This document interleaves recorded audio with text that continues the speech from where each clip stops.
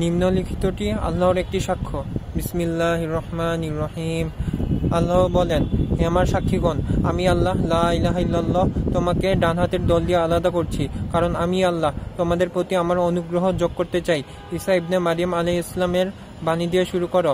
নিশ্চয়ই ঈসা ইবনে মারিয়াম আলাইহিস সালাম আমার বান্দা, সে আমার ইবাদত করে। আমি আল্লাহ, যিনি তাকে উচ্চ স্থানে পৌঁছে দিয়েছেন। মুশরিকরা তার বিরুদ্ধে ষড়যন্ত্রের পরিকল্পনা করেছে, এবং আমি আল্লাহ আমার রুহুল্লাহ কুদ্দুসকে উপস্থাপন করব। শেষ সময় শেষ হয়ে যাবে। নিশ্চয়ই ঈসা ইবনে মারিয়াম আলাইহিস সালাম হলেন আত্মার রাজ্যের চুক্তিতে আমার তৃতীয় সাক্ষী। সময় ঘনিয়ে আসলে সে পৃথিবীতে আসবে। ঈসা আলাইহিস সালামের বার্তা তার আগমনের আগে একটি নিদর্শন, সে আসবে। যখন ঈসা আলাইহিস সালামের বার্তা পৃথিবীতে অবতরণ করবে, তখন একই যুগে তার আগমন। রুকাইয়া আমার সাক্ষী। রুকাইয়া, আমি আল্লাহ আমার সমস্ত ইচ্ছা প্রদর্শন করব এবং আমার বান্দাদের সাথে ভাগ করে নেব। সূরা মারিয়ামের 15 নম্বর আয়াত খুলে দেখো। হে আমার সাক্ষী। সূরা মারিয়াম।